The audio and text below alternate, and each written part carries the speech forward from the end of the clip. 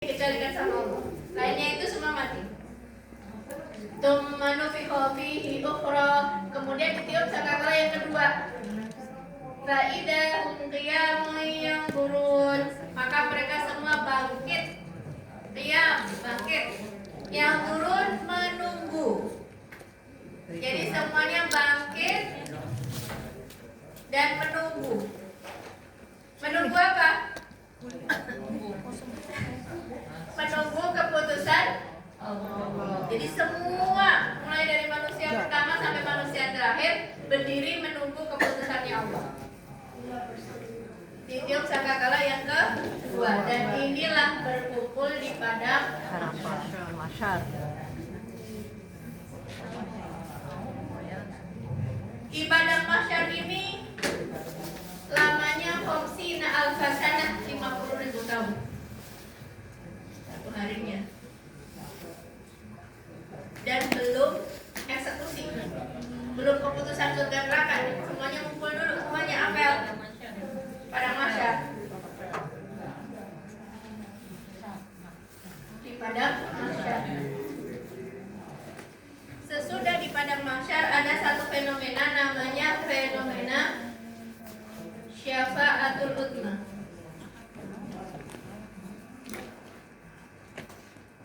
Syafa'atul uzma atau syafaat yang agung yang dimiliki oleh Nabi Muhammad SAW, yaitu pergantian dari padang mahsyar menuju yaumul hisab.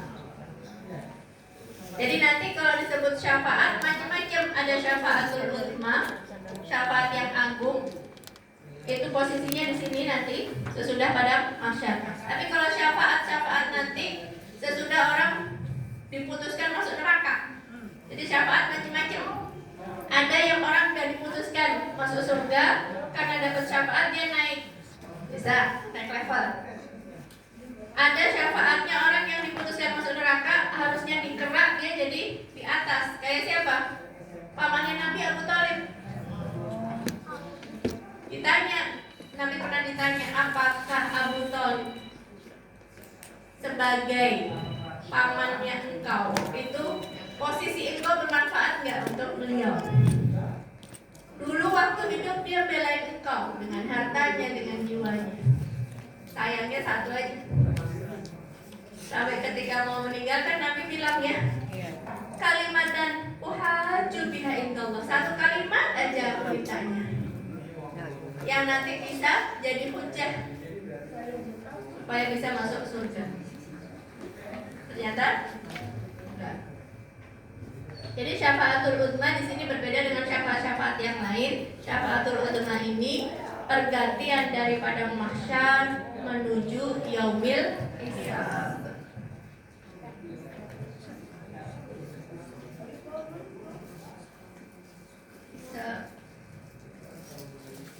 Ini maksudnya tekanan nggak ada masalah ya, yang penting urut-urut tadi. Yaumul hisab ini ada beberapa fenomena, diantaranya adalah pembagian kitab. Ada namanya mizan atau timbangan.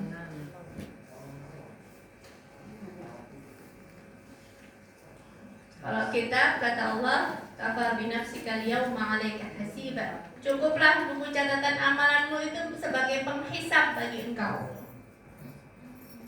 Ada juga mizan, timbangan. Wa may ya'mal mithqala dzarratin khairan yarah wa may ya'mal mithqala dzarratin syarran yarah. Maka jangan remehkan satu amal soleh pun, karena amal soleh yang kecil kita anggap kecil itu bisa jadi penyelamat nanti kiamat. Alam apa paling atas? Alam Kitab Yaumul Hisab ini ada beberapa fenomena. Ada penghitungannya. kita dipoto aja. Ada juga namanya persidangan Kita Allah. sibuk panggil. Yuk. Kita nggak konsentrasi. Ya Rasulullah, nanti siapa yang akan menghisab? Apakah Allah atau diwakilkan salah satu dari malaikat? Allah. Kemudian sahabat yang bertanya itu apa? Kalau begitu, sang pencipta pasti akan menyayangi ciptaannya. Kalau malaikat gak ikut nyiptain. Tapi kalau Allah yang menciptakan, pasti dia menyayangi ciptaan. Jadi ada fenomena persidangannya.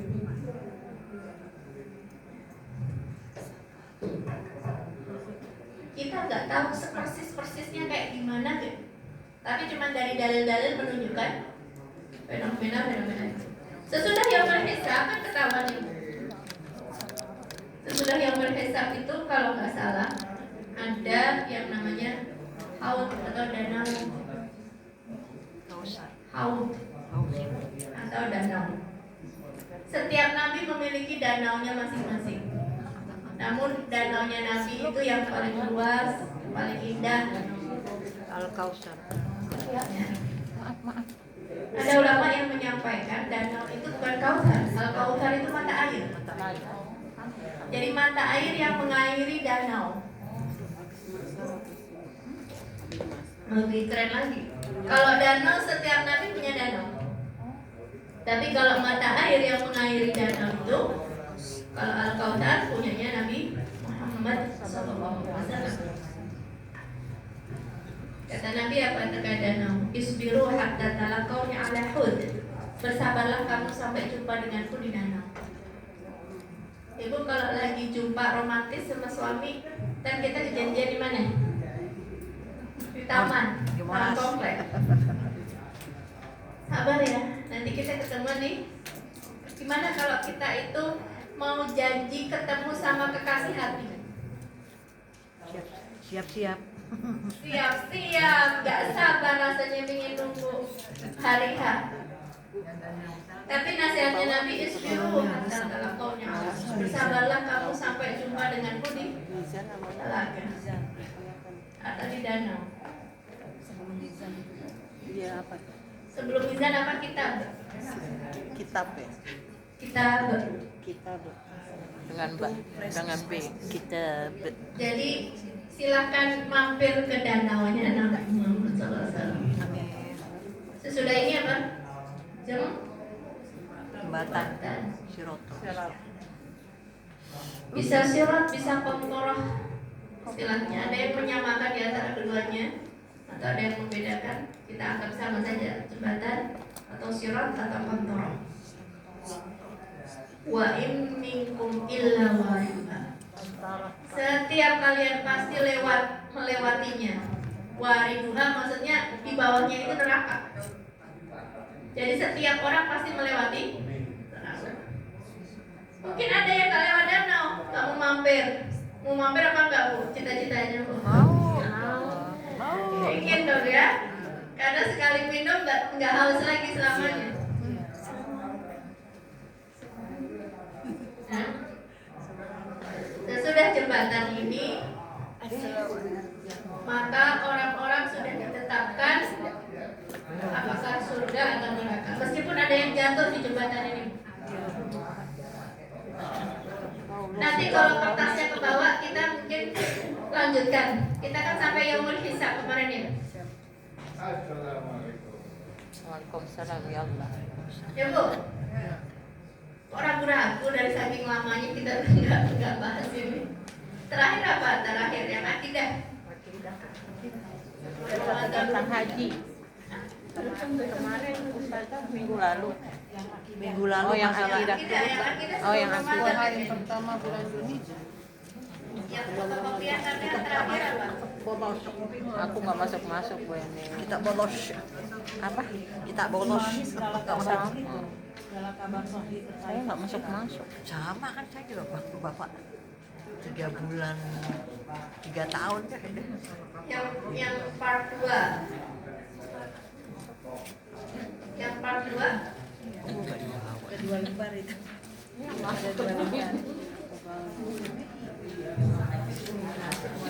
Seingat saya di sini. Nanti kita bahas lebih dalam. Kita gambaran umumnya ya. Jadi sesudah jembatan, ketika orang sudah ditetapkan dia surga ya neraka. Meskipun ada yang jatuh tadi di jembatan. Jembatan itu Bu Eni, gelap. saya nggak dapat ini. Jembatan itu lebih tajam daripada pisau, lebih menggelincirkan ya, daripada jalan yang licin. Dan dipajang kadang di depan jembatan itu setiap orang yang lewat ada amanatu warrahim, ada amanah sama rahim. Al amanatu warrahim dipajang oleh Allah bagi orang yang melewati sirat akan seperti diawasi oleh dua itu. Kenapa amanatu warrahim? Kenapa amanah dan rahim? Karena dua ini yang paling disia-siakan oleh manusia di dunia. Yang paling terabaikan. Diabaikan. Amanah dan juga tali silaturahim. Kondisinya bermacam-macam. Sampai Imam Ibnu Qayyim mengatakan kondisi orang yang di jembatan itu bagaikan kondisi seseorang di dunia. Ada orang yang berjalan secepat kilat. Ada bagaikan angin yang berhembus dari saking kencangnya jalannya. Ada yang berlari, ada yang bagaikan naik kuda yang cepat, ada yang seperti orang berlari, ada orang yang berjalan, dan ada yang merangkak. Ada yang terpleset tapi dia selamat. Dan ada yang terjungkal ke dalam neraka. Nah, kondisi orang yang berbeda-beda itu, kata Imam Ibnu Qayyim, itu bagaikan gambaran dia di dunia. Kita kadang ketemu sama atau kepleset lah, ketemu dosa. Tapi apakah bertaubat sesudah itu? Ya, kepleset, tapi nggak sampai jatuh. Sempet tahu? Atau ada yang lempengnya dia nggak mau tengok kanan kiri. Ya, godaannya banyak tapi nggak mau tengok kanan kiri. Yang penting aku di dunia cepat. Seberapapun kenikmatan kita di dunia, nggak ada apa-apanya kalau dibandingkan di akhirat. Orang yang pengen dapat 100 M misalnya, sekarang dapat 100 M, mau dinikmati berapa tahun?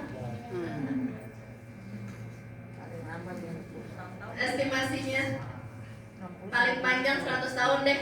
Berarti berapa tahun mau dinikmati 100 M itu? Kalau dia umurnya 50 tahun ya. Di akhirat berapa tahun? Selamanya. Ya. Kalau di akhirat 100 tahun aja lebih banyak di akhirat.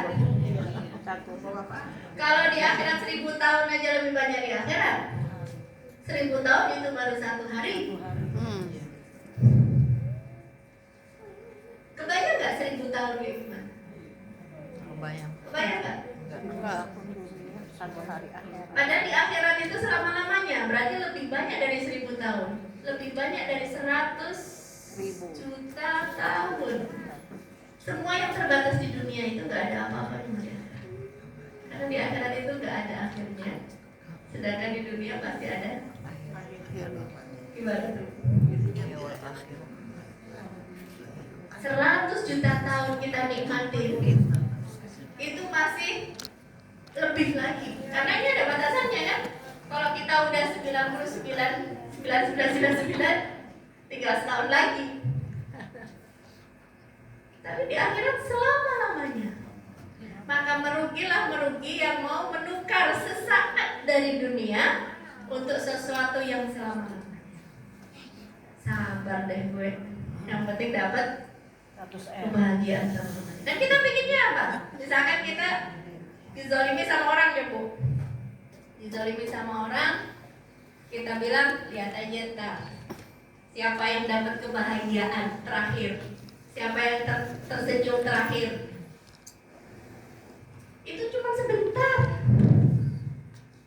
Kalau di akhirat nanti dapat kebahagiaan yang nggak ada batasnya.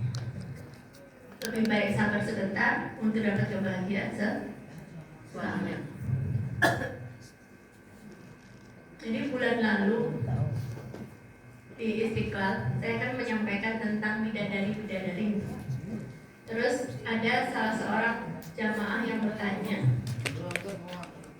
bidadari itu saat ini sudah tercipta atau belum? Bidadari. Belum. Bidadari. Iya. Belum. Karena belum ada surga. Sama Wildan. Sudah enggak ada. Kalau dari dalil-dalilnya sudah Bu. Sudah. Buktinya apa? Kayak kita lihat ayatnya, inna ansha'nahunna insya'a. Kami telah menciptakan, pakai fi'il madhi, ansha'na, kami sudah menciptakan. Sudah jadi berarti sudah selesai. Al-Waqi'ah. Nomor 1. Nomor 2-nya apa? Dari dalil-dalil kalau bulan Ramadan pintu-pintu surga sudah dibuka. Oh berarti sudah ada surga. Kalau dari dalil-dalilnya begitu. Tapi Pak, pertanyaan Anda menjadi tidak relevan ketika kita tahu kita menghukumi segala sesuatu berdasarkan frame kita, dimensi, ruang, dan waktu. Sedangkan di akhirat itu, di luar itu, kebayang nggak yang namanya nggak ada akhirnya itu gimana?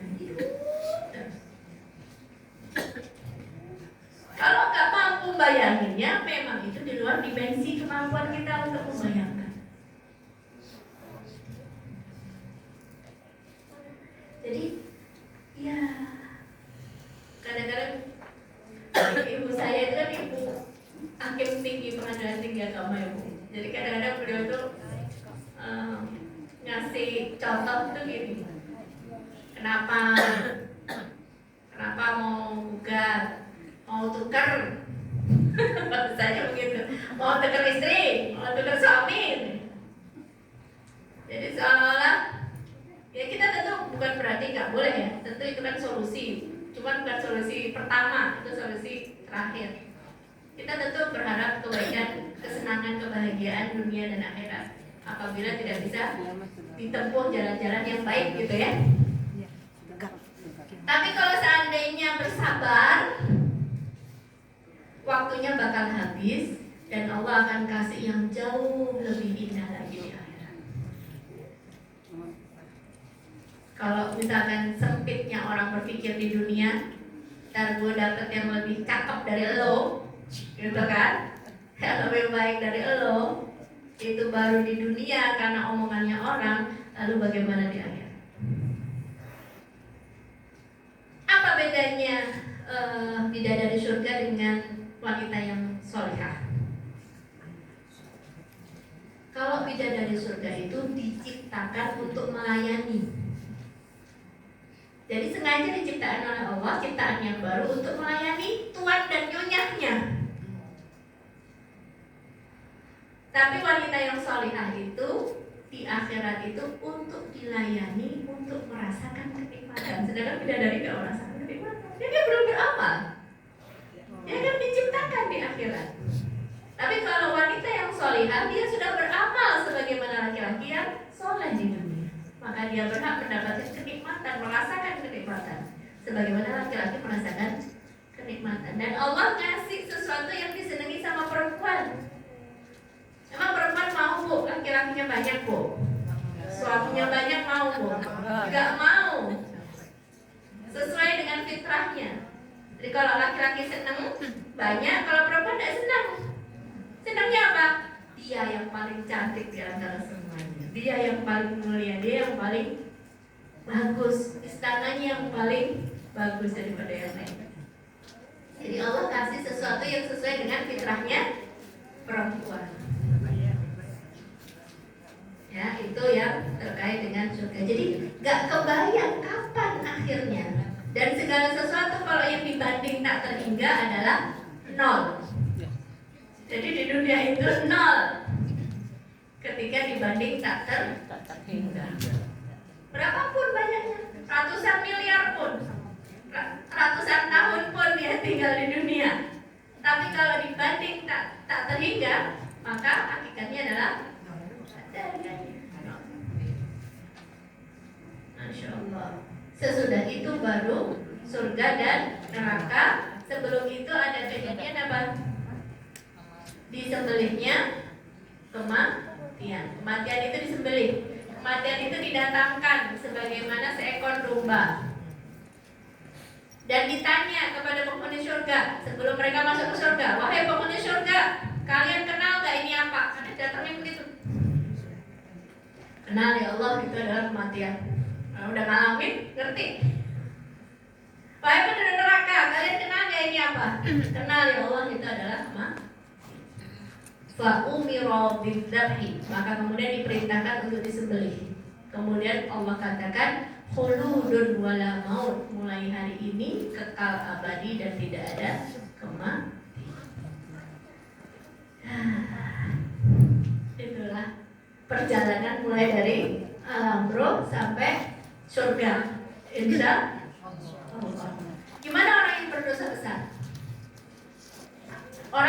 Orang mukmin berdosa besar, surga atau neraka? Ya, dicuci dulu di neraka. Awal yang pertama dihisab adalah sholat, dan awal yang pertama dijatuhi hukuman adalah darah. Maksudnya membunuh.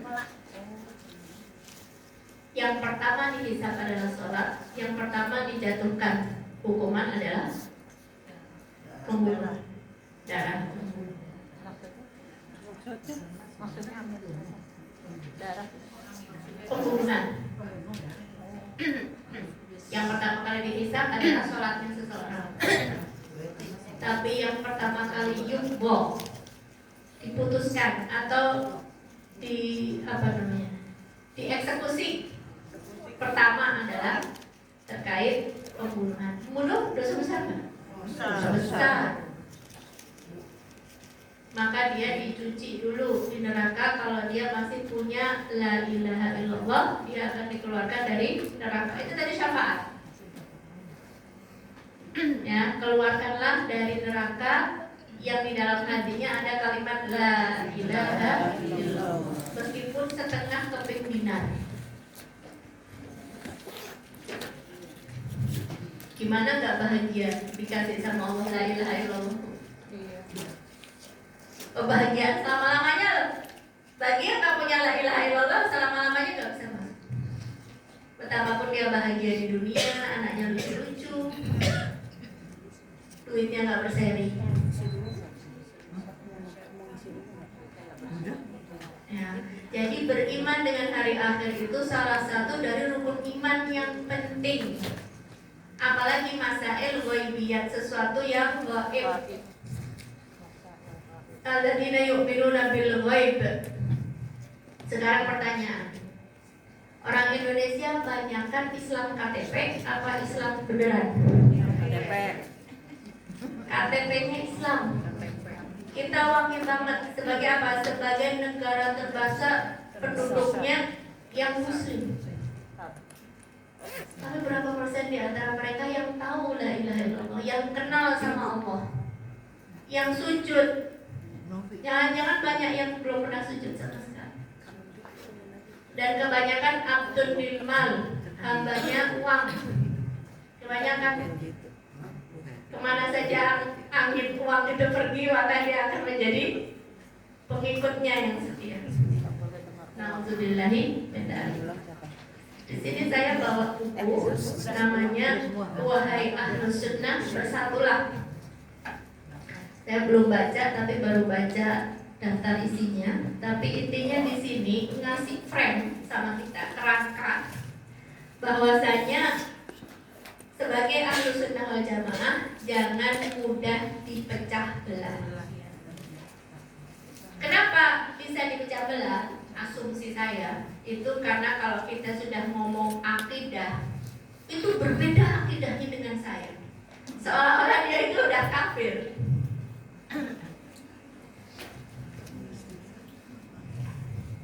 Padahal frame-nya gak apa-apa lah dihapus.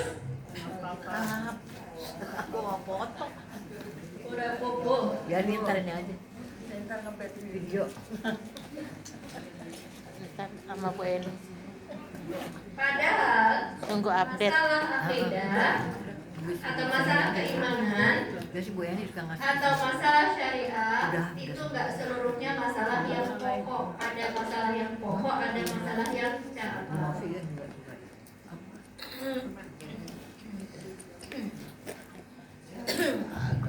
Ada masalah akidah, ada masalah syariat ya. Masalah akidah itu ada masalah yang pokok, ada masalah yang cabang. Sebagaimana syariat ada masalah yang pokok,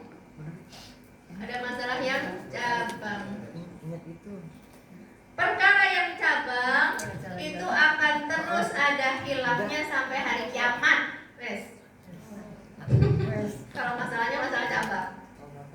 Baik itu masalah syariat atau masalah akidah. Akidah maksudnya di sini adalah keimanan. Ya. Masalah yang pokok apa? Allah Maha Esa.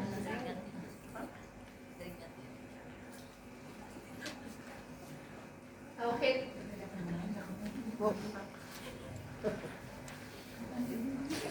Kelihatan silau.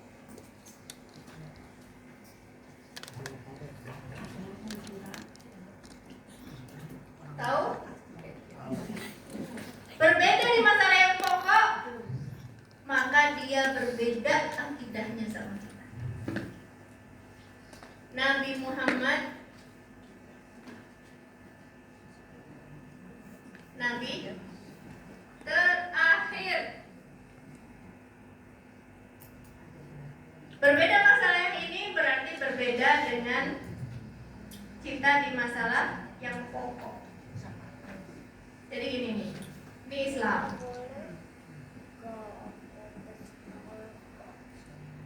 Nah kan?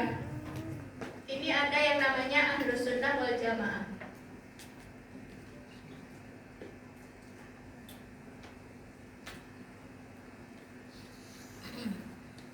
Ini lingkarannya di dalam sini kayak gini. Apa kayak gini? Berlepas? Apa beririsan? Beririsan. Nah, Di dalam. Ahlus Sunnah wal Jamaah. Islam sama Ahlus Sunnah bisa lepas kayak gini. Islam sendiri, Ahlus Sunnah sendiri. Beririsan. Di dalam. Dalamnya kan? Di dalam. Berarti Ahlus Sunnah wal Jamaah itu ada di dalam Islam. Tapi ada yang bukan Ahlus Sunnah wal Jamaah tapi di dalam Islam. Ya kan? Misalkan Syiah, barangkali di sini. Yang sini kalau dia perbuatannya bertentangan sama yang pokok dari Islam, maka dia keluar dari Islam. Tapi sebagiannya ada yang di dalam, karena dia Islam, meskipun bukan Ahlus Sunnah wal Jamaah. Seperti Ahmadiyah.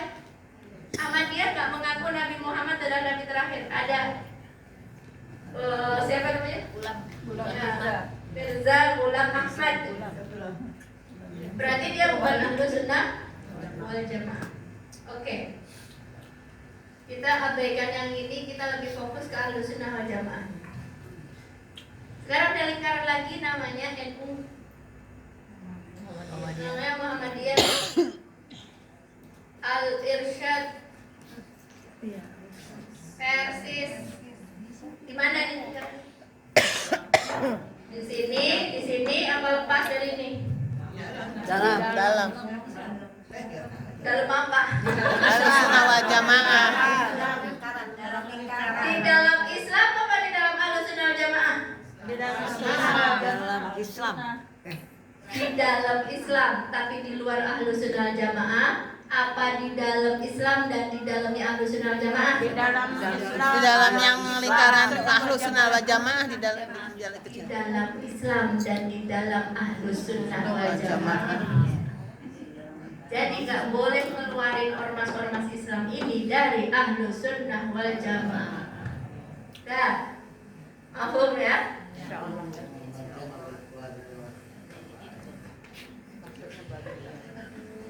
Jadi di sini memang paling besar Ahlus Ini Sunnah wal Jamaah. benar berapa semester? Daripada Syiah, daripada Ahmadiyah. Nah di Ahlul Islam di sini yang ekstrimnya, yang banyak nih ya, NU, Salafi. Salafi di mana? Di dalam atau di luar? Di dalam. Dalam. Di dalam. Jangan dikeluarin dari Ahlus Sunnah wal Jamaah. Muhammadiyah, NU, Al-Irsyad, Persis dan sebagainya. Bagian dari Ahlus Sunnah wal Jamaah. Yang dibahas di buku situ, wahai Ahlus Sunnah bersatulah, itu lebih kepada madhab akidah yang disebut dengan Asy'ariyah. Yang jadi rujukan utama NU, akidahnya akidah Asy'ariyah. sama seperti yang di Al-Azhar. Kebetulan saya jurusannya akidah. Akidah falsafah. Putranya apa? Usuluddin ini apa? Tafsir. Jadi usuluddin terbagi 3 lagi. Ada tafsir, ada hadis, ada akidah. Dan saya jurusan akidah. Sehingga memang metodologi yang dipakai adalah mazhabnya Imam Asy'ari. Apa ciri-cirinya mazhabnya Imam Asy'ari itu? Yang kalau kita dulu biasanya ngapalin sifat 20. Iya. Wujud, Idam bako Musallafatul hawadis Yamu binafsi Qadraniyah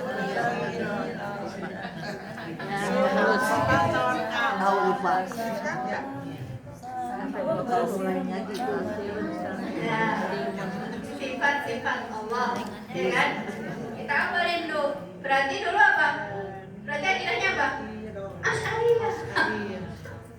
Akidahnya adalah Asy'ariyah. Tapi nggak ngerti arahnya ke sana. Ya, arahnya ke sana nggak tahu. Biasa seperti itu. Ini cuma sekadar memberitahu, bukan untuk dipertentangkan, tapi untuk paham.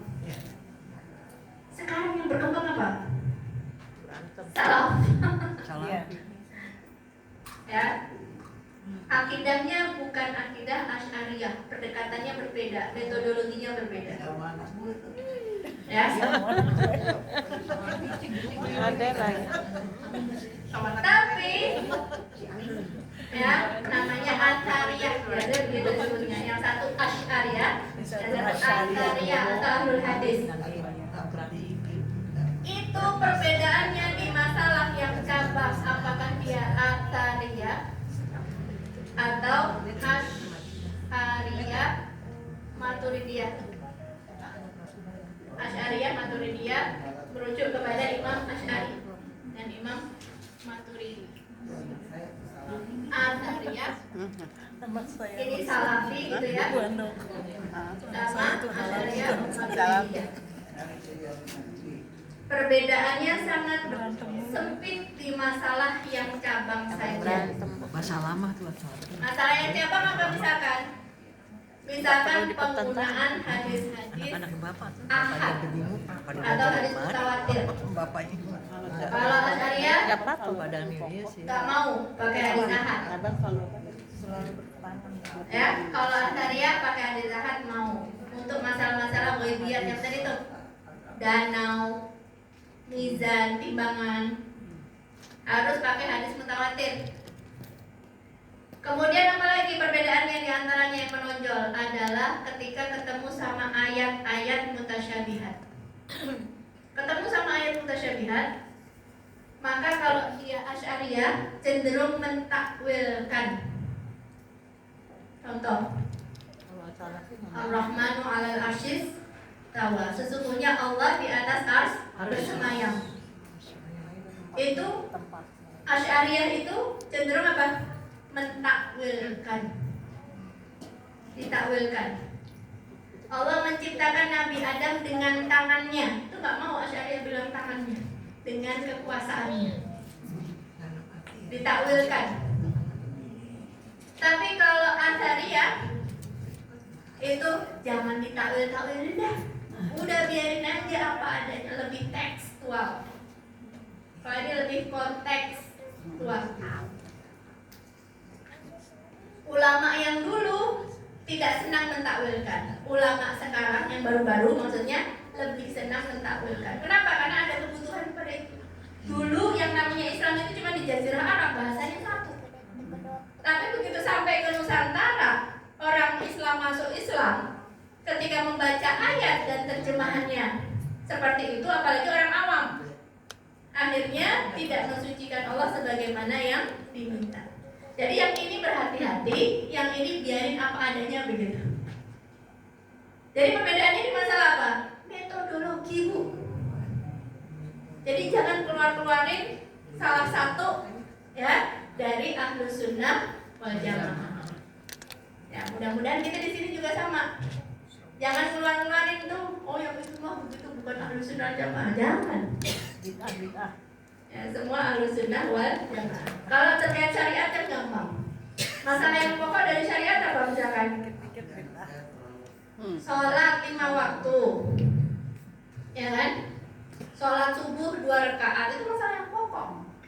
Kalau ada jamaah yang bilang sholat subuh itu 2 rakaat itu kurang, aku tambahin 1 lagi, nggak panjang. Itu berbeda dari masalah yang Ingat pokok. Yahya Waloni Bikin ya, agama baru sendiri aja, pertama jangan ngaku Islam. 20 rakaat. Ya.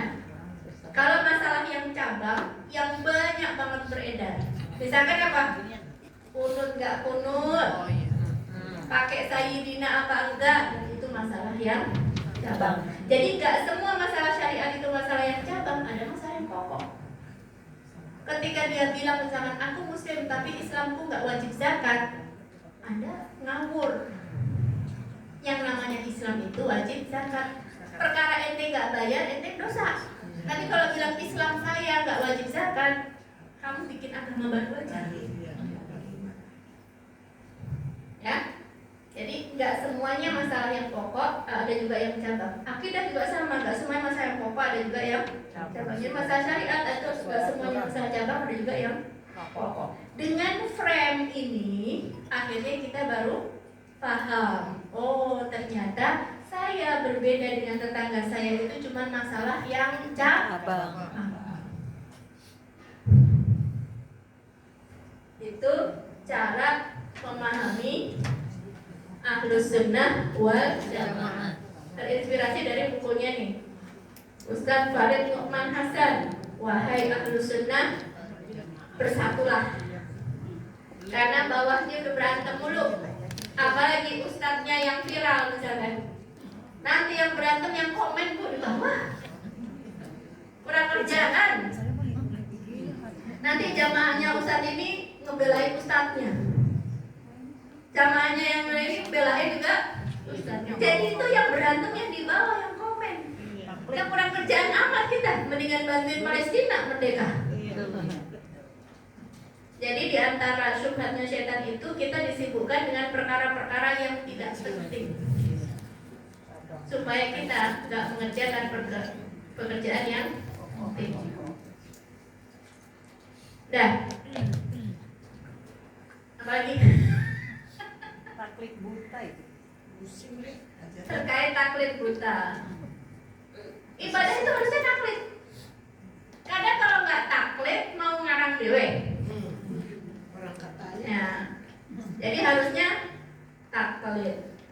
Sehingga kalau kata ulama itu dibagi 3. Yang pertama mujtahid, orang yang memiliki kemampuan keilmuan yang mendalam, maka dia harusnya berijtihad bukan taklid, karena mujtahid. Bagi seorang mujtahid, ya misalkan seperti mazhab yang 4 ya, Imam Syafi'i, Imam Maliki, ya, maka dia berijtihad. Ya, saya berpendapat seperti ini.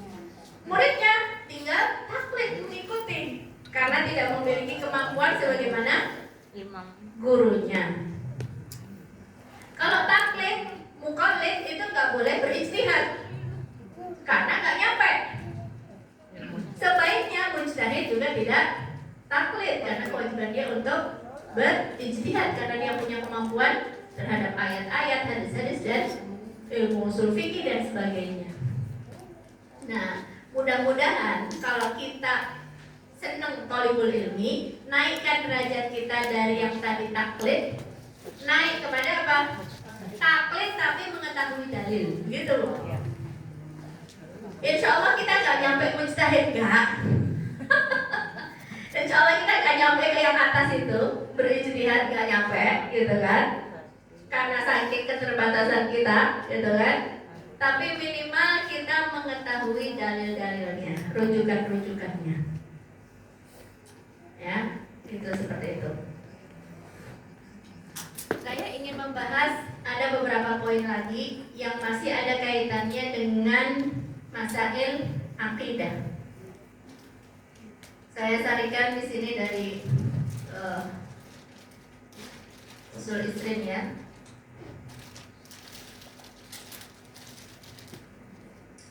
walil imanis shadiq wal ibadatus shahihah wal mujahadah nurun wa halawah yaqdhifuhum Allah fi qalbi man yasha'u min ibadihi.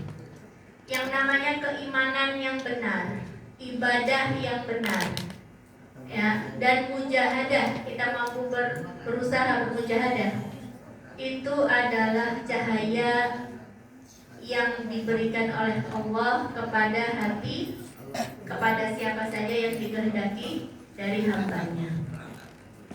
Walakin al-ilham, namun ilham, ya, wal khawatir, khawatir itu lintasan pikiran, wal kashfu atau mukasyafah, penyingkapan tabir, wal ru'a atau mimpi, laisat min adillatil ahkam syar'iyyah, tidak termasuk dari dalil-dalil syar'i. Tunggu sabar Bu, lihatnya udah kayak gitu aja. Tadi dijelasin.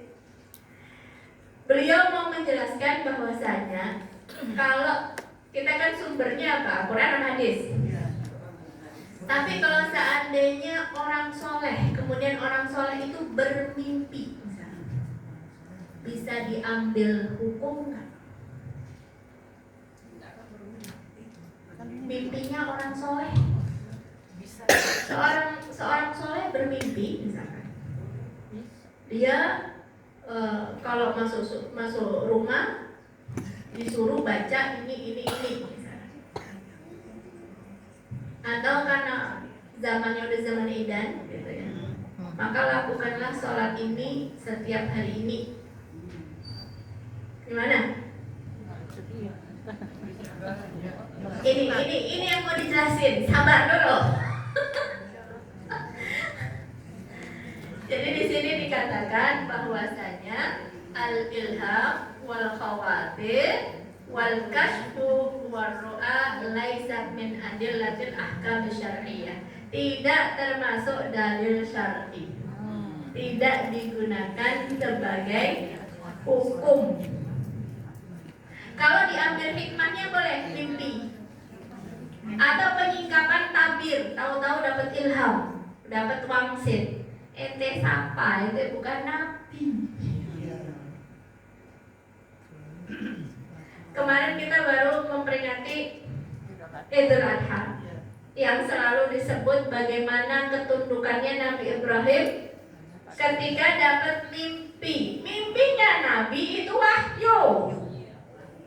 Nanti kalau ada yang mimpi nyembelih anaknya nggak boleh dikerjain.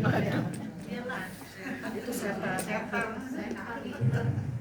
Nggak boleh dikerjain karena mimpinya Nabi itu wahyu. Lia Aminuddin.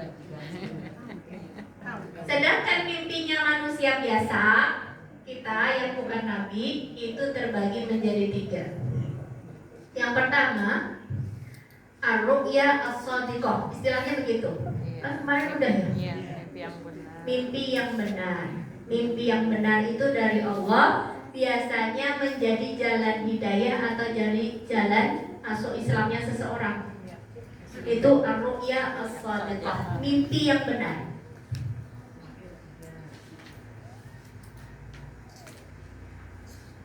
Ada di dalam sejarah kota Madinah.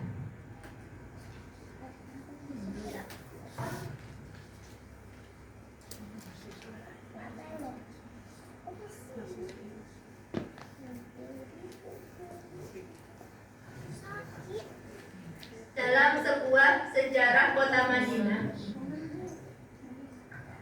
seorang pemimpin Hijaz, Makkah Madinah, itu jadi di semua sejarah yang menyampaikan sejarah kota Madinah selalu mencantumkan ini. Saya lupa ya pemimpinnya siapa, tapi yang jelas ceritanya begini Bu. Pemimpinnya soleh, tidur malam, kemudian mimpi melihat Rasulullah menyampaikan kepada orang ini, selamatkan aku dari 2 orang ini. Ditunjukkan 2 orang. Bangun kaget kan Bu, melihat Rasulullah seperti itu. Berwudulah dia, sholat 2 rakaat, tidur lagi. Mimpi lagi mimpi yang sama. kaget, bangun, berwudu, sholat lagi 2 rakaat. Khawatir setan. Ya, meskipun dalam suatu riwayat setan itu tidak akan mampu menyerupai Nabi, tapi kalau kita nggak kenal sifat-sifatnya Nabi, kita khawatir ditipu juga sama si setan itu. Kemudian ketiga kalinya dia berwudu, sholat, masih mimpi yang sama, sehingga dia bertekad untuk cari tahu 2 orang ini siapa yang ada di dalam mimpinya. Untuk cari tahu itu akhirnya apa dia? Bikin sembako, Bu. Bikin sembako kepada semua warga, harap ngambil sembakonya.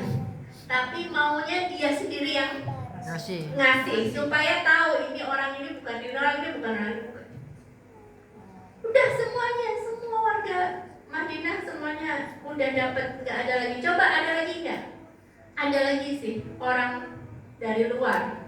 Dia nyewa rumah di daerah tertentu. Suruh datang ke sini. Suruh datang ke sini 2 orang itu, kata dia apa? Demi Allah 2 orang inilah yang ada di dalam mimpi. Terus udah gitu digeledah. Gak ada apa-apanya, digeledah. Apa ini? Coba kamu tinggal di mana? Tinggal di rumahnya, di tempat dia nyewa. Digeledah rumahnya gak dapat apa-apa, sampai ketika kasurnya itu digeser, di bawahnya itu ada lubang yang masuk ke terowongan, sudah hampir nyampe ke makam Rasulullah. Yang dulu ada peristiwa. Jadi ada kisahnya itu, yang berarti ru'ya as-shadiqah atau mimpi yang benar. Atau banyak dan mu'alaf. Kalau kita lihat di YouTube itu ya, di antara kisah masuk Islamnya adalah dari mimpi. Itulah yang disebut ru'ya as-shadiqah atau mimpi yang benar. Ada orang harus melakukan sebuah amalan, kemudian dia khawatir kira-kira Allah menerima apa enggak amalanku. Terus pas dia tidur, terus seperti dia dikasih teropong yang panjang. Kalau kamu pengen lihat tempatmu, nah lihat dari teropong itu dia melihat bangunan yang sangat indah. Nah di situ bisa diambil hukum apa diambil hikmah?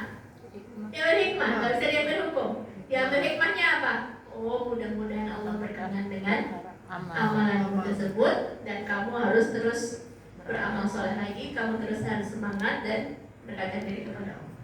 Jadi diambil hikmahnya. Dan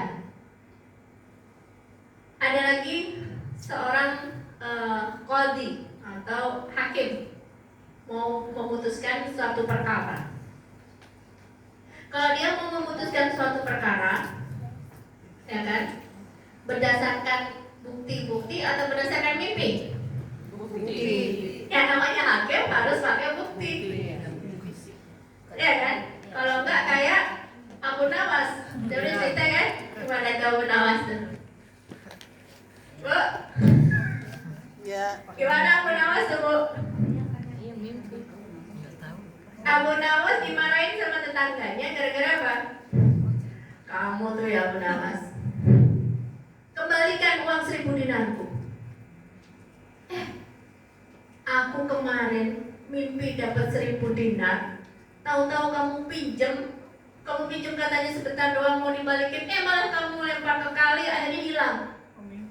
Ayo kembaliin uang 1000 dinarku. Benar mimpi. Ini orang ya udah tenang aja, besok aku bayar. Terus aja besok ketemuan, mana katanya mau bayar 1000 dinar, kan udah semalam gitu. Lawan mimpi lagi. Dibayarnya pada saat Mimpi lagi. jadi enggak benar. Nah kembali ke tadi hakim. Hakim itu kalau memutuskan berdasarkan dalil atau berdasarkan mimpi? Dalil. Berdasarkan bukti-bukti yang ada, fakta-fakta ya, bukti-bukti yang ada. Nah, berdasarkan bukti-bukti semuanya menunjukkan bahwasanya orang ini memang harus dieksekusi. Kemudian ketika dia tidur, dia bermimpi seolah-olah Nabi bilang apa? Gak boleh dieksekusi. Bingung lah ini, ya nggak? Bingung kan? Ini bukti-buktinya udah menunjukkan itu, tapi kok kayak mimpi? Ya, gak boleh dilaksanakan. Prinsipnya kembali lagi, fas'alu ahlan dzikri in kuntum la ta'lamun. Kamu minta bertanyalah kepada ulama kalau kamu tidak tahu. Akhirnya dia bersurat kepada ulama. Saya berdasarkan bukti-bukti sudah menunjukkan ini harus dieksekusi nih misalkan. Tapi saya mimpi begini. Jawaban dari ulama itu apa, Bu? Laksanakanlah sesuai dengan Al-Quran dan hadis. Mimpi apapun yang kamu lihat, mimpi apapun yang kamu lihat, ya laksanakanlah sesuai dengan Quran dan hadis. Jadi nggak bisa jadi hukum, cuma bisa diambil hikmahnya, pelajarannya. Ini yang pertama, ru'ya as-shadiqah atau mimpi yang benar. Yang kedua adalah ilmun min asarin nafsi atau mimpi dari pengaruh kejiwaan seseorang. Ibu pingin makan asinan, mimpi makan asinan. Ibu pingin makan mangga, kemimpi-mimpi mangga. Ibu kangen sama anak, kemimpi-mimpi Ketemu anak. Jatuhlah anak, sakitlah segala. Yang ketiga, al-hilmu minasyaiton, mimpi dari setan. Maka itu apalagi orang yang pertama aja nggak bisa dipakai, apalagi dari setan. Yang pasti tujuannya bikin kita sedih, bikin kita susah dan sebagainya. Saya pernah ceritakan teman saya, suaminya lagi pergi umroh. Pada kejadian gak enak deh. Kenapa? Telepon bilang kalau suaminya mimpi istrinya selingkuh.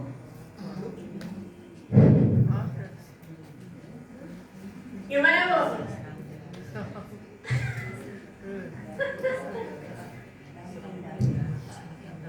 Apakah mimpi itu pratanda dari Allah? Bukan. Ya Allah. Demikianlah setan membuat ibu orang istri yang salihah, dia menjaga dirinya.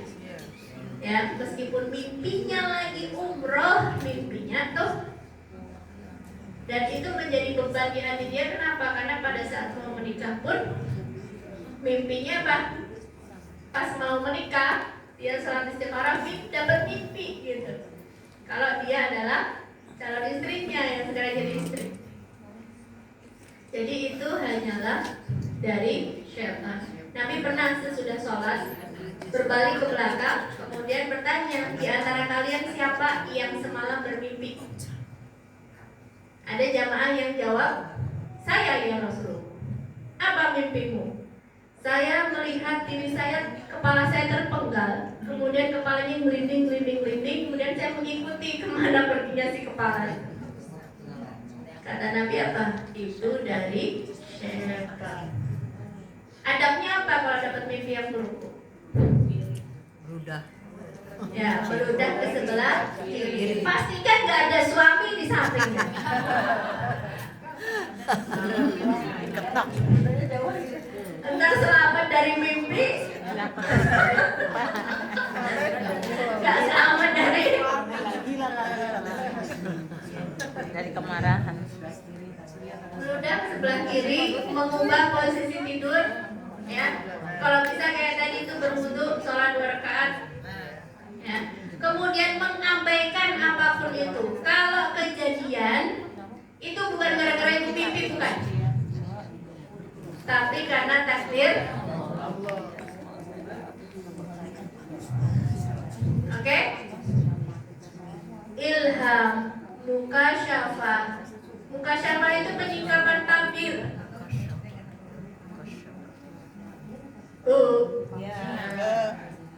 Ini biasanya pembahasan kaitannya dengan karomah tuh. Iya, karomahnya wali diantaranya mukasyafah atau apa namanya, khawatir atau khatirah atau lintasan atau apa bahasanya?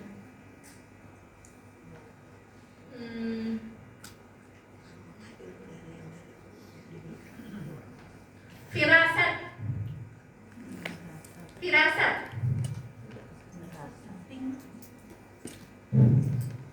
Firasat itu dari bahasa Arab, farasah. Dalam satu riwayat, tapi bukan hadis ya, hadisnya dhaif. Ittaqu firasatul mukmin, bertakwalah kepada Allah dari firasatnya orang yang beriman. Fa innahu yanzuru binurillah, sesungguhnya firasatnya orang yang beriman itu melihat dengan pandangannya Allah. Ini kayaknya orang yang nggak benar nih. Tapi sebenarnya firasat itu bisa dipelajari. Imam Syafi'i itu termasuk orang yang firasatnya tajam. Ketika beliau melakukan perjalanan, ya kan, berdua sama orang, mau singgah di satu tempat. Zaman dulu belum ada hotel ya Bu, belum ada rumah makan. Jadi cuma mengandalkan kemurahan hati orang yang disinggahi gitu. Dijamu sama orang ini, kata Imam Syafi'i apa? Kayaknya ini orang gak benar. Udahlah gak apa-apa, orang baik ini disuruh makan segala macam, udah selesai. Terus baiklah, terima kasih atas kebaikan ini, kita pergi dulu. Kata orang ini apa? Bayar. Baru bonnya keluarin Bu. Padahal nggak kebiasaan pada saat itu apa? Makan itu harus bayar gitu. Ya cuma kemurahan hatinya orang aja. Terus kata Imam Syafi'i, kan aku bilang, aku udah berfirasat orang ini kayaknya nggak betul. Jadi firasat itu bisa jadi benar. Pernah di suatu saat Utsman bin Affan kedatangan tamu. Terus beliau bilang begini, Aro atharuz zina, aku melihat bekas-bekas zina. Orang ini gak ngomong, tapi dia bilang gini, awahyu ba'dan nabi, apakah ada wahyu sesudah nabi? Nabi udah gak ada, meninggal. Apakah kamu dapat wahyu? Maksudnya berarti membenarkan firasatnya kan? Atau zina belum tentu dia berzina ya, zina kan macam-macam ya Bu.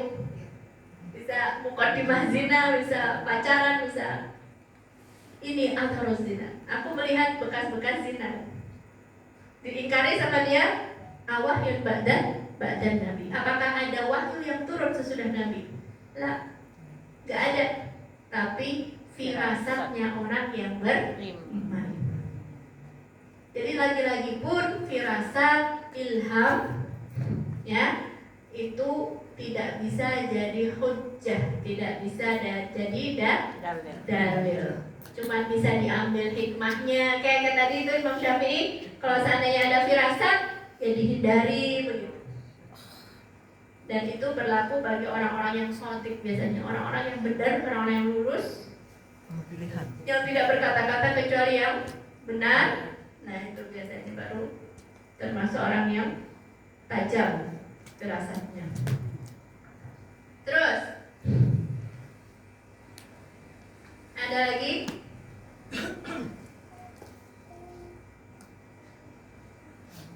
wat-tamaim war-ruqa wal ma'rifatu wal kahanatu wa ibtia'u ma'rifatul ghaib. Bagaimana dengan jampi-jampi? Jampi-jampi itu kalau tidak mengandung kemusyrikan boleh. Misalkan dengan ayat-ayat Al-Quran ataupun dengan bahasa yang dipahami. Jadi kalau ada orang dremimil, tahu nggak dremimil? Bahasa Jawa. Bahasanya orang Jawa. Komyek, komat kamit dengan bahasa yang tidak difahami, layak untuk dicurigai ngomong apa gitu. Ya sebelum dia menghembus misalnya. Jadi apakah dengan ayat Al-Quran ataupun dengan bahasa yang dipahami tanda tanya besar. Hindari aja. Ya. Terus Ada yang ngomongin mana tadi ya? Wal ma'rifah, wal kahanah, perdukunan. Waktu itu udah saya sampaikan ya, amrun khariqun lil adah ya. Bu, ya. kita ini bahas teori doang dulu. Ini udah kan? Udah. Perasaan tadi banyak yang mau nanya, pas sekarang diem gue. Lagi mencerna ketinggian ya. Iya.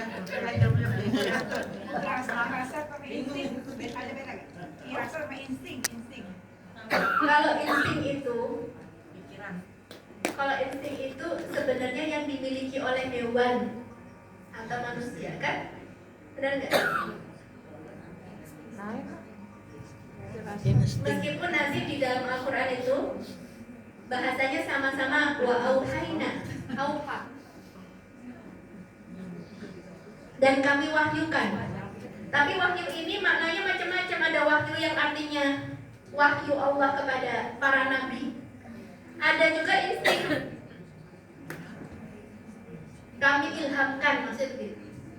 Karena penerimanya siapa? Penerimanya bisa hewan. Wa auhayna ilan nahli, dan kami wahyukan atau kami ilhamkan kepada hewan apa tuh namanya Bu? Nahal itu apa? Lebah. Lebah, nahol. Itu wa auhayna. Jadi kata-katanya sama wahyu. Tapi bedanya kalau dia kepada hewan namanya insting. Insting. Kurang lebih seperti itu. Nggak tahu nih yang benar. Coba di dalamnya lagi ya Bu ya. Kalau berasumsi Bu, Hah? kita punya asumsi melihat orang ini terus kita punya asumsi. Apa itu asumsi? Prasangka baik aja Bu. Prasangka baik aja karena itu kan belum tentu benar. Kalau itu don, bimbingannya dalam Al-Quran apa? Inna ba'dho dhanni ithmun. Sebagian dari prasangka itu dosa. Prasangka dia kelihatannya mondar-mandir depan rumah kita kok. Itu prasangka, tapi itu waspada. Nah itu boleh. Tapi kalau enggak, bukan berarti dia enggak suka sama aku. Pas aku jalannya menurut bagian dari itu adalah dosa. Kalau diperturutkan. Jadi di prasangka baik aja.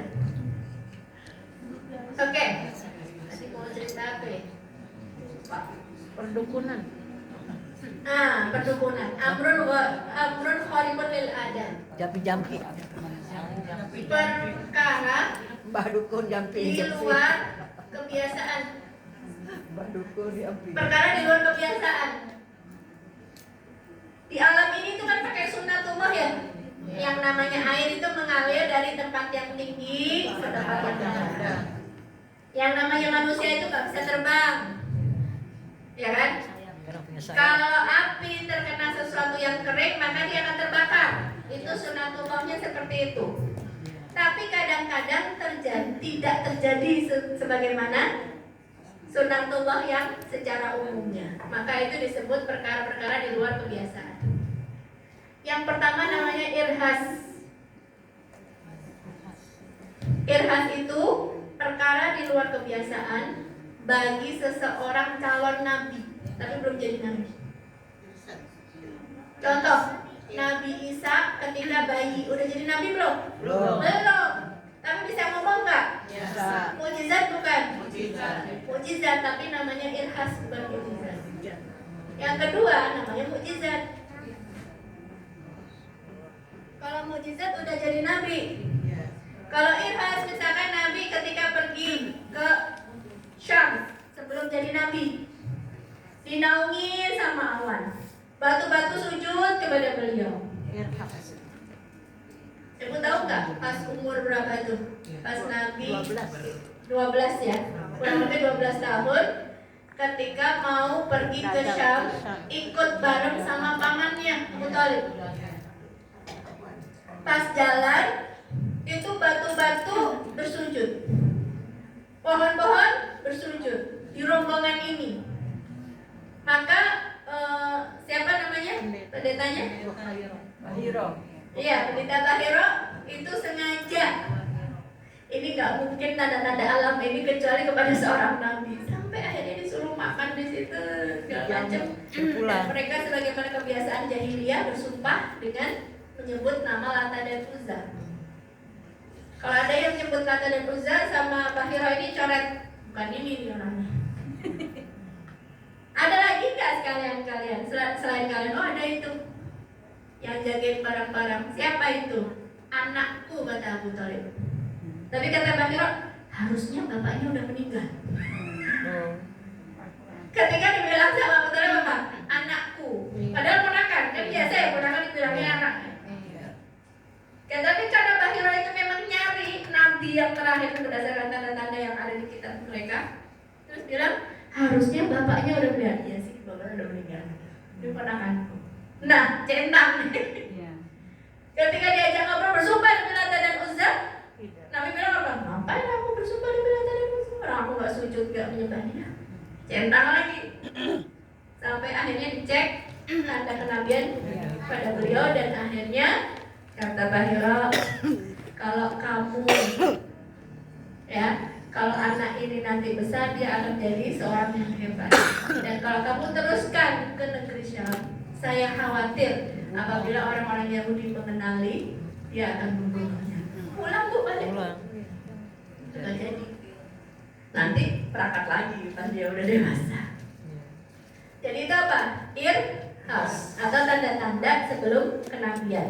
Sedangkan mukjizat itu ketika sudah jadi nabi, Bu. Tongkatnya Nabi Musa. Nabi Ibrahim tidak terbakar, ya. Nabi Isa bisa menyembuhkan orang buta dan sebagainya. Jadi itu semuanya mukjizat. Nabi mukjizatnya apa? Yang besarnya Al-Quran, yang kecil-kecilnya banyak, Bu. Banyak. Terbelahnya bulan. Matanya Qatadah, tahu Bu? Matanya Qatadah itu menjulur keluar. Ketika dipegang sama Nabi, dikembalikan ke tempatnya, kata Qatadah apa? Demi Allah, mata yang habis disentuh oleh Nabi itu lebih terang daripada satunya.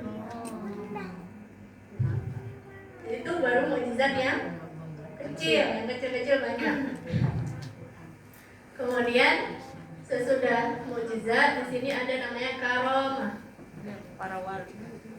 Karomah itu pada diri seorang wali. Kalau ini pada diri seorang nabi. Kalau ini kepada seorang wali. Bukan wali murid, bukan wali songo.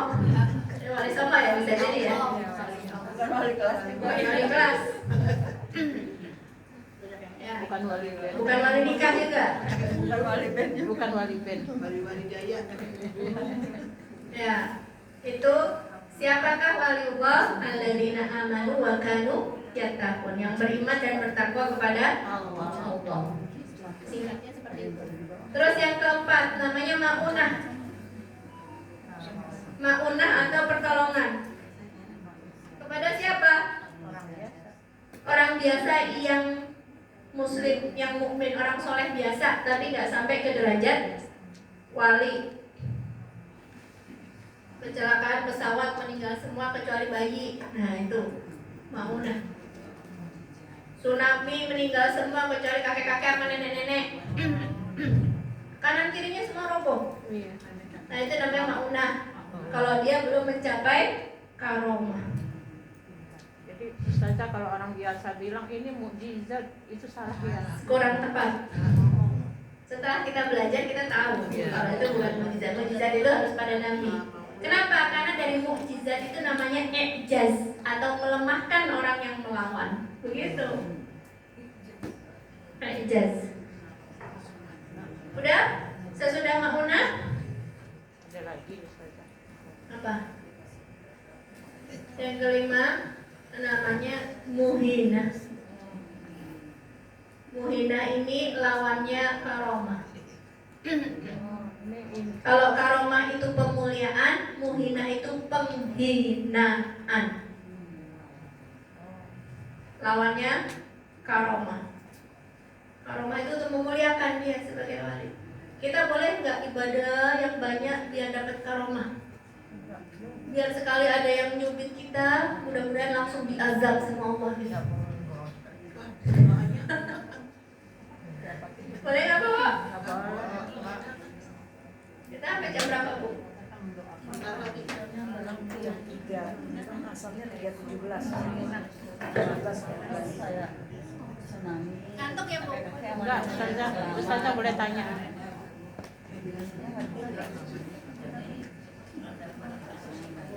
Ustazah mau tanya boleh? Surga dan neraka, bagaimana firman Allah tadi kata apa?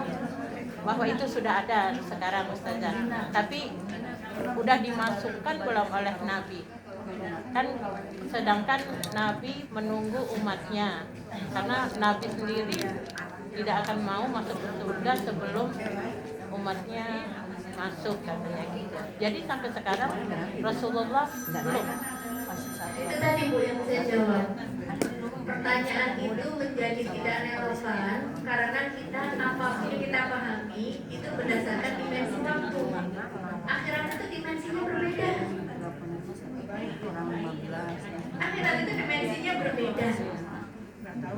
Tidak ada akhirnya. Itu aja kita nggak bisa bayangin. Jadi jawabannya masih sama. Apakah sudah ada atau belum? Kalau dari dalil-dalilnya kayak sudah. Gitu. Tapi menjadi tidak relevan karena dimensinya berbeda. Orang di alam kubur pun dimensinya berbeda. Ya kan? Kalau kita sering mempertanyakan, lalu gimana orang yang sudah meninggal sekian ribu tahun dalam azab? Dimensinya berbeda sama dimensi kita di dunia. Kita cuma memahami di dalam dimensi ruang dan waktu. Yang jelas Allah adil, nah seperti itu.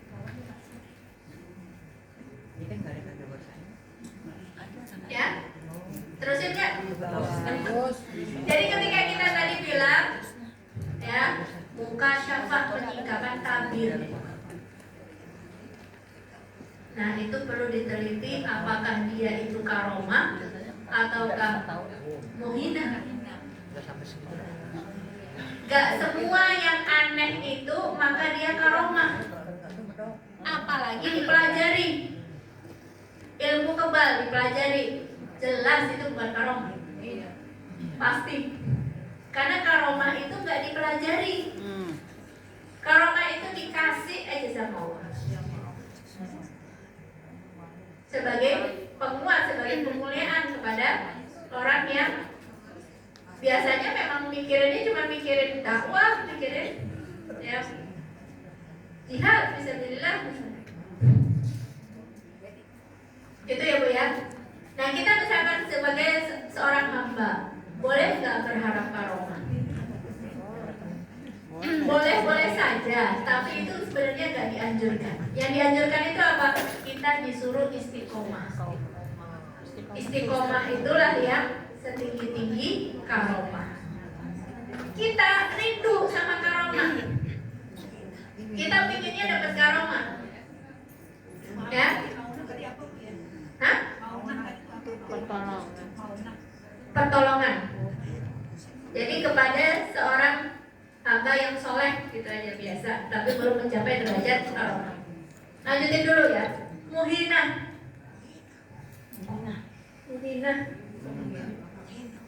Muhina itu artinya penghinaan. Kalau karomah kemuliaan, muhina penghinaan. Biasanya terjadi pada diri orang fasik atau orang yang mengaku nabi palsu.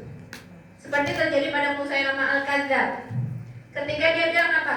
Wahai api, menyalalah. Pas ditunjuk itu, pas padam. Pas banget, pas dia tunjuk pas. Ada orang yang datang melakukan matanya sakit. Terus dihapus nama Musailamah al-Kadzdzab. Matanya yang satunya ikut sakit, Bu. Sesudah. Jadi itu penghinaan kepada dia. Udah. Lanjut ya. Ada yang namanya kahana atau arwah. Jangan ngasih nama anaknya ke Hana. Ke Hana artinya perdukunan. Ke Hana atau Araf. Araf itu kan tahu, tapi maksudnya yang mengaku mengetahui yang gaib. Tapi memang dia tahu tuh Ustazah masalah yang gaib gitu. Dia mengaku mengetahui yang gaib. Padahal aku Tahu apa enggak? Dikasih tahu sama jin. Jinnya tahu apa enggak? Nah, ada dalam riwayat. ngintip itu. Jadi para jin itu mencuri dengar pembicaraan malaikat di langit, riwayatnya ada. Kemudian dapat satu informasi dicampur dengan 100 kedustaan. Satu informasi yang benar dicampur dengan 100 kedustaan. Kemudian dia sampaikan kepada si dukun ini. Kemudian si dukun itu ngomong, ya kan? Di antara 100 yang diomong satu benar dong. Begitu satu benar apa katanya? Wih benar kan kata dia. Hebat. Padahal yang 99 salah. Kalau orang alim nggak Ustaz. Tadi kan Mengaku mengetahui yang gaib enggak? Orang alim kan berilmu. Alim. alim. Tapi dia mengaku mengetahui yang gaib enggak? Yang gaib itu dia ketahui enggak? Mengaku begitu. Kalau mengaku itu satu status manusia beneran. Bilangnya ini orang pintar, Bu. Bohong. Nggak perlu. Nggak perlu dipercaya. Iya. Nggak ngaruh. Bahkan ada dalilnya apa? Man ata arrafan, barang siapa datang kepada itu dari arraf itu sama dengan kahanan tadi ya, mengaku mengetahui yang gaib. Maka dia 40 malam sholatnya tidak diterima. Cuma datang doang loh. Wa man saddaqahu, barang siapa membenarkan ucapan dia, faqad syarab, maka dia telah melakukan kemusyrikan. Taubat sebelum Harus ada syahadat tuh lagi Bu. Ustazah. Salah satu jamaah bilang Pak, dulu pernah masih muda nganterin doang. Sama. Nah sama kan, man antara roka dia cuma nemenin. Yang mau konsultasi yang samping ya temennya dia, jadi nemenin. Jadi cuma datang doang nggak boleh. 40 malam sholatnya tidak diterima, dan barang siapa mempercayainya maka dia telah musyrik. Itu kalau orang bilang dia punya indera keenam, Ustazah. Hah? Bilang dia punya indera keenam. Panca indra lima. Indigo berarti ada ininya ya, bakatnya yang dibantu sama makhluk yang tidak saya. Tapi ada yang dari kecil itu. Ada yang dari kecil ya. Dia harus Udah dari kecil orang tuanya mengasah kemampuannya, pakai ditanya-tanyain kan? Iya. Dan kira-kira yang menang presidennya siapa? Dan yang menang siapa? Diasah sama dia. Ya udah. Nah ini Ustaznya kadang-kadang tuh kalau orang kampung pawang hujan itu kan kalau ada hajatan terus tiba-tiba mendung, tiba-tiba nggak mendung karena manggil pawang itu sih bingung kan. Kok bisa sedangkan itu kan Allah jadi nggak hujan gitu loh pawang. Pindahin. Atas ya, dalam atas. Tiba-tiba jadi nggak hujan. Indonesia komplit ya. Apa yang nggak ada? Perasaan Allah yang Kalau di Indonesia hebat. Kerjasama. Bu Eni, Kalau kerjasama sama yang boleh nggak? Bu Eni, di Indonesia hebat. Susternya, apa namanya? Setan aja D3. Suster ngesot kan D3. Insya Allah. Bu, kita datang ya, misalkan. Tapi orang-orang yang udah datang ke sana berobat sehat kok. Sehat ya, sehat itu haknya Allah. Datang ke sana itu nggak boleh. Hujan nggak hujan itu haknya Allah. Tapi manggil pawang itu nggak boleh. Oh nggak boleh. Mempercayainya juga nggak boleh. Nah itu dia lanjutannya. Hah? Banyak. Iya makanya banyak. Indonesia apa yang nggak ada ya? Kalau sudah tapi pawang hujan kadang-kadang ada Ustaz Bang Ustadz. Anak kecil itu ke dokter Odang. Ya itu berarti masalah psikologis kan.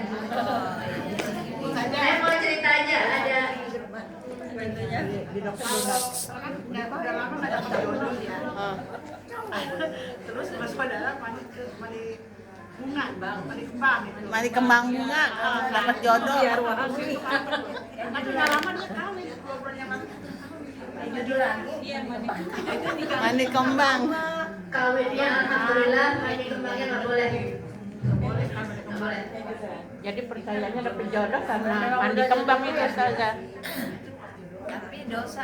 Dosa. Memang setan berusaha untuk seperti itu, mengaitkan itu dengan itu. Itu termasuk syirik nggak Bu saja? Syirik itu kan nggak dilakukan dosanya ya? Itu adalah cara Ya. Jodoh. nggak boleh. Cinta itu hanya boleh kepada Allah. Berarti dosa besar dong ya. Kasihan dong orang itu. Makanya tobat. Jadi kita itu berusaha Bu ditipu sama setan dengan berbagai macam cara. Iya ya. Kata orang tua nggak boleh nikah di bulan ini. Iya. Kamu wetonnya nggak sama dia, maka nggak bagus kalau ini nanti cerai. Dicari tanggal baik Begitu udah menikah cerai beneran. Doanya. karena doa. Ya cerai nggak cerai itu jodohnya habis apa enggak? Kalau percaya itu nggak boleh. Nggak boleh. Ada dukun ya. Kalian kirim.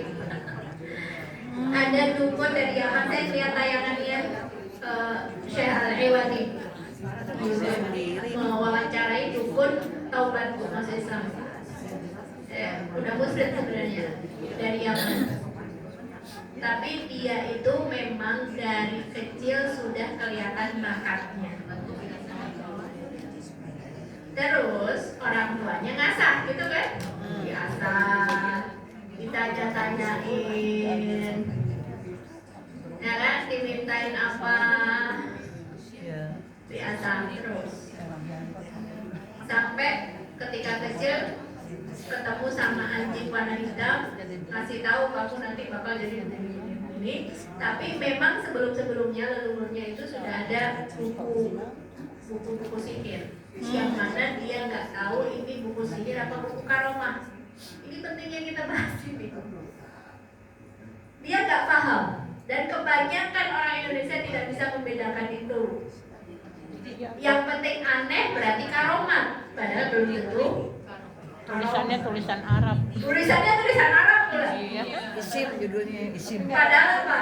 Tata cara penggunaan minyak kampak itu kan bahasa Arab juga. Iya.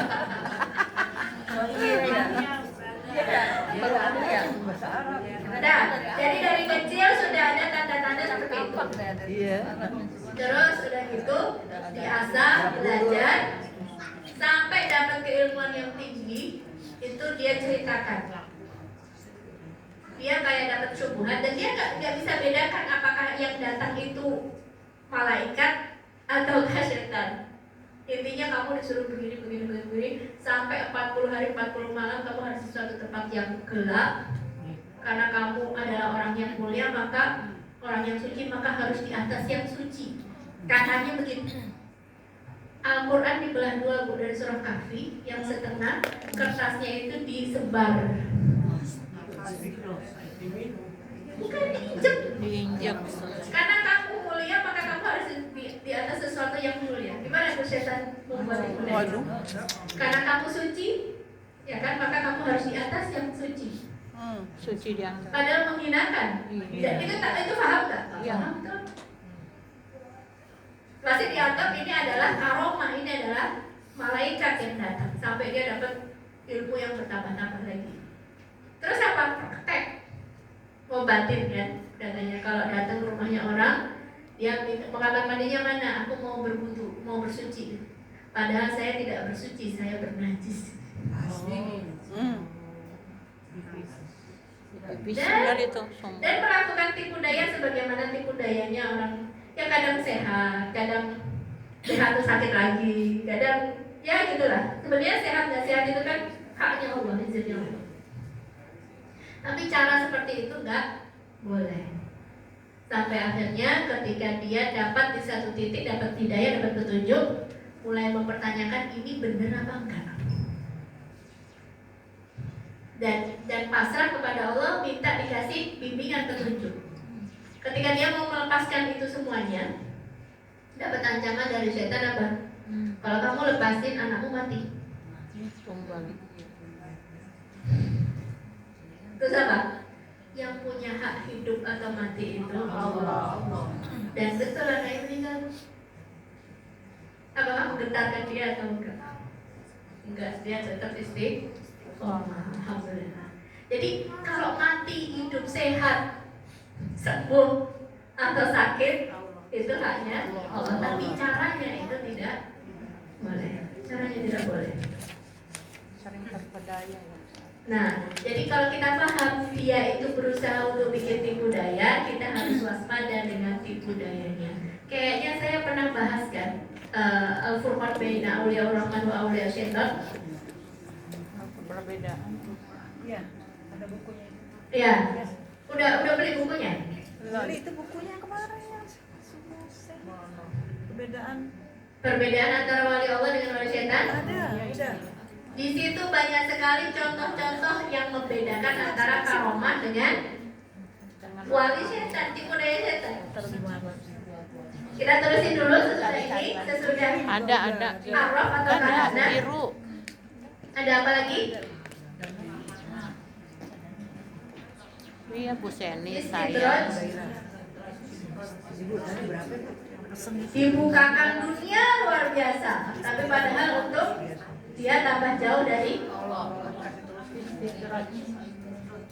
Terus ada juga keanehan-keanehan pada diri Dajjal.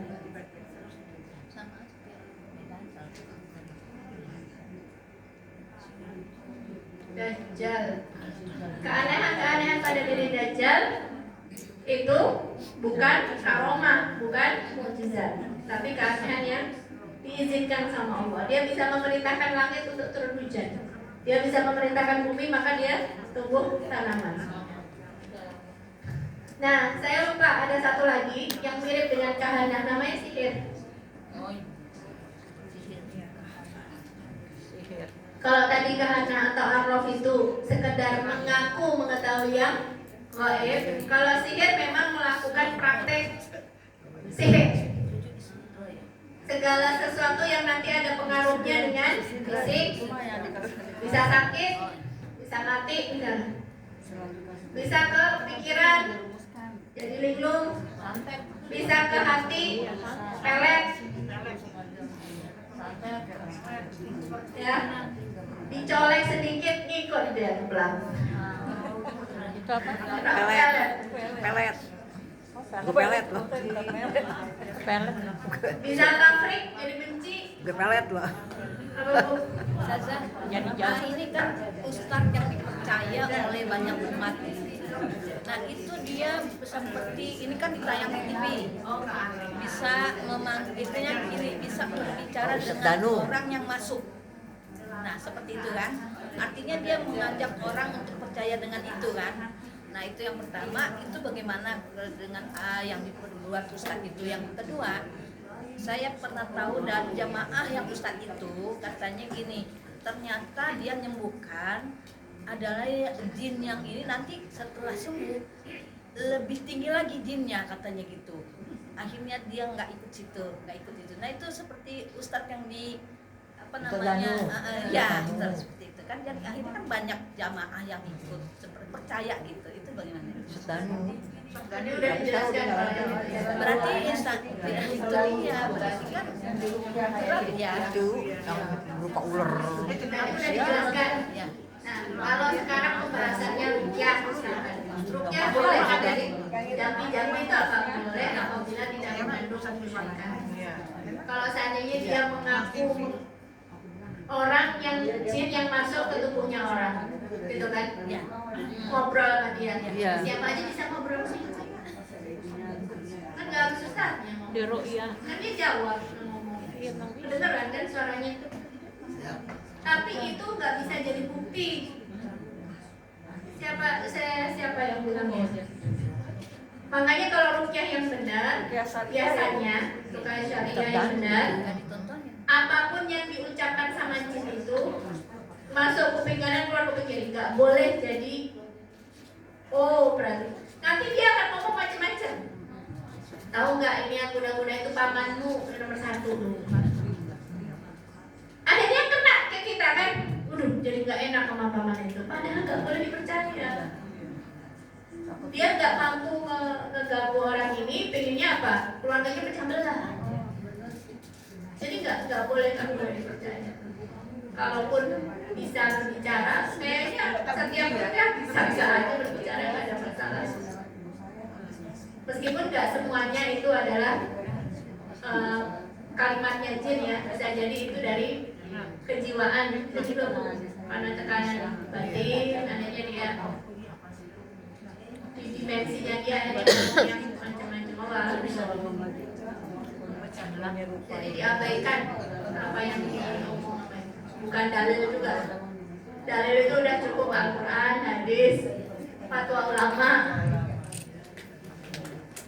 Oke, gitu ya ibu-ibu sekalian. Mudah-mudahan kita dihindarkan dari syubhatnya setan.